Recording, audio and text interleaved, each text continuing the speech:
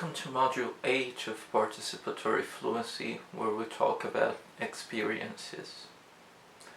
This concept is very much flexible, and it requires you to understand a scope of English language verbal structures in order to be able to communicate and to understand dialogue and text as it's being presented to you in new shapes and forms of verb forms and constructions that you might not be used to seeing, because there's an important factor, which is the fact that many of these constructions are not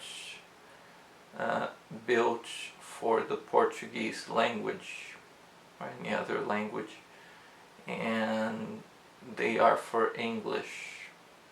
So you have to have a philosophical approach and a theoretical approach to be able to understand what the English-speaking community means when, for example, they use the present perfect and the present perfect continuous.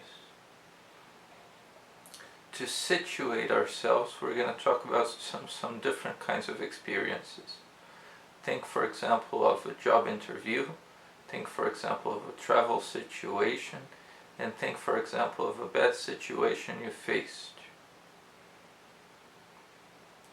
In the job interview, you're going to focus on the things you've done.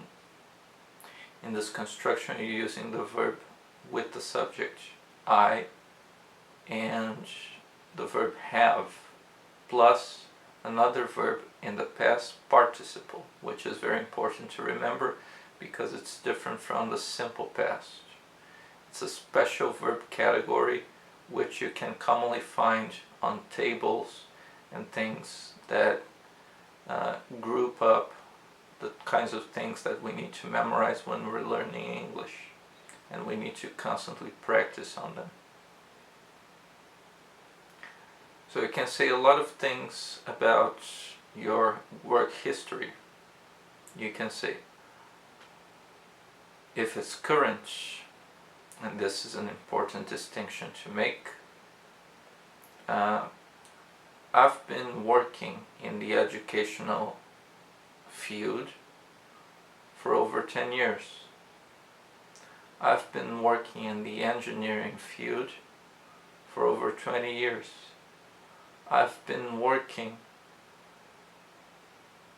in the chemistry field for over 30 years. Imagine these people reporting their experiences with different kinds of companies and talking about their general experience in their fields of expertise. But you can say a little bit more specifically what companies you've worked with. So you can say,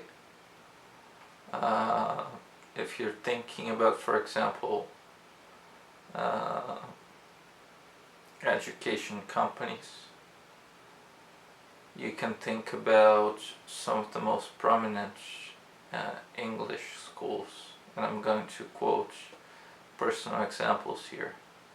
I've worked with Wise Up for a few years, and I've worked with the Wizard Group for a few years too, but many other companies. I've worked for a lot of different companies in the education, private education, ESL industry, so I know a little bit about every different kind of methodology and approaches and practical solutions and procedures and things like that, structure and all kinds of things. It's important to keep in mind that when you talk about a professional environment and professional history, you're expected to give more detail. So you're expected to expand your vocabulary and talk about all the things that you've done.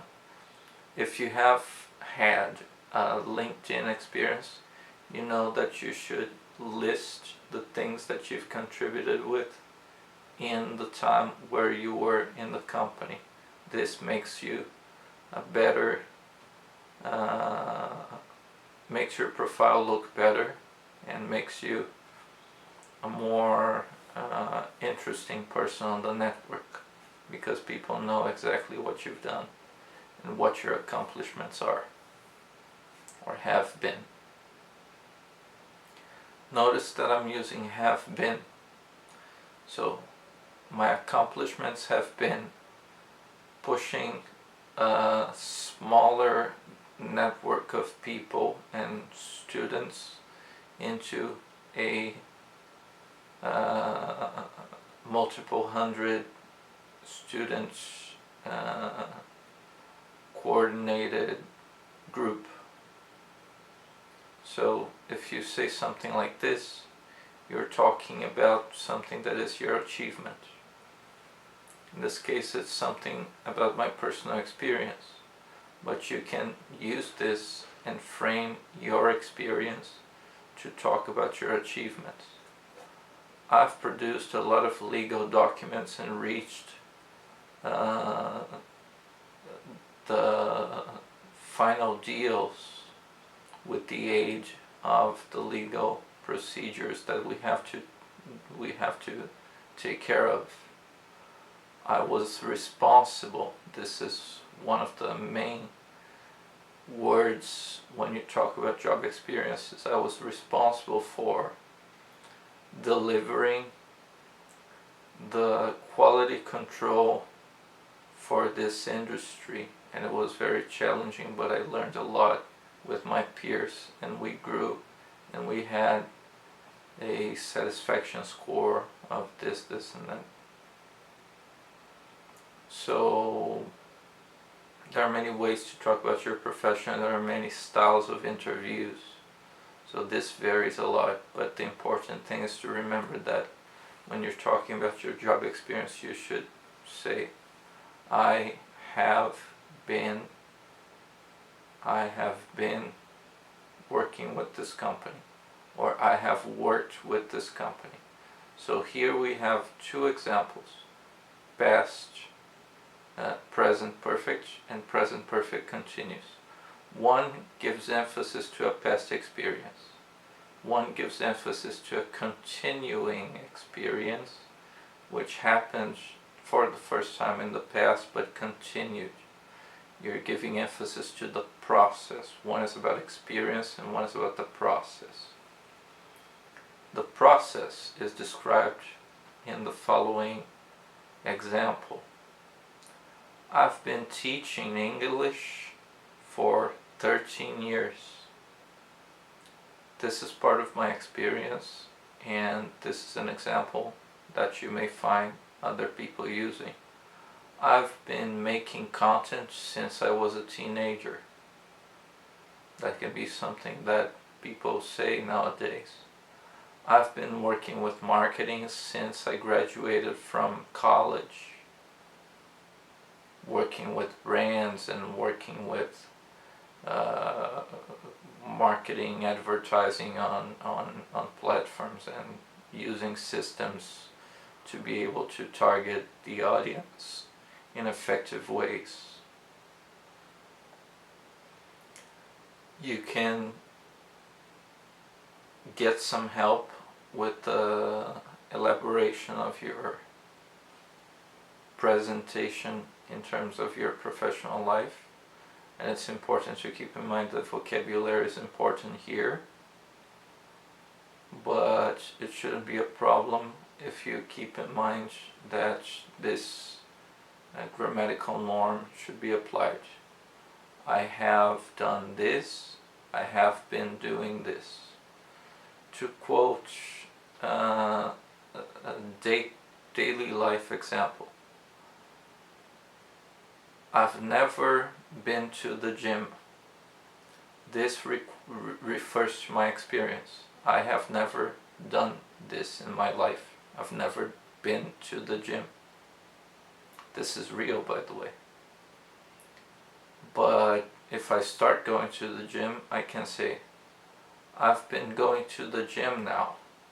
And it's important to keep in mind that the time expressions will aid us and identifying the meaning of what we're saying. If you say, for example, I've never gone to the beach, never is the time expression to pay attention to. You can say, I've only been to the to the gym was the example, but I mixed it up. To go to the beach, you can say something like, I've been to the beach only twice this year. Twice this year is the time expression to pay attention to. So you've been to the beach twice, but the year is not over. So it's a continuing process. You may go to the beach in the future. You're talking about the past, but this is an open time frame. It's open time, not closed time. And this is the main difference between the present perfect and the simple present. Because in the simple present we talk about isolated events. We talked about, like, I went to the beach yesterday. And then when you have the verb, the time expression yesterday, you know it was spanning from midnight the previous day and midnight of today.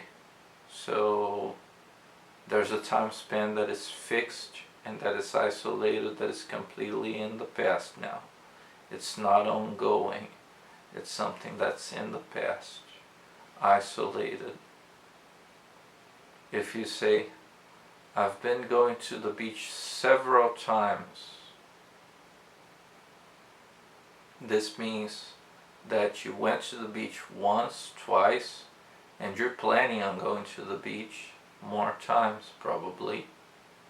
So this is a thing that you can say when you use the present perfect continuous. But I also talked about the context of vacations and traveling. So you can say, I've never been to the United States. Pay attention to the use of been, which is the past participle of the verb to be. I've never been to the United States is an example of a sentence in the present perfect, which gives you the idea of an experience that you didn't have. I've never been to the United States. If you want to use the present continuous, you have to say, I've been thinking about going to the United States. So the act of thinking is continuously happening.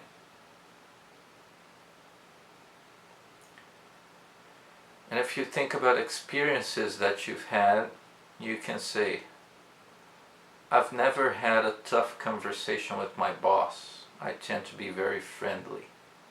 So you've never had a tough conversation with your boss. This is something that you have never experienced. You can discuss this among your peers and find out who's had a bad conversation with the boss or a tough conversation with the boss. You may ask people and you may find the answers and report them. These are a few examples of how to use present perfect and present perfect continuous to talk about experiences that may vary according to the context. Paying good use of vocabulary is important, and paying attention to the context will be crucial for you to expand your vocabulary and situate yourself and other people in the things that you have to say to them, and also be a more interesting speaker. I'll see you on the next round.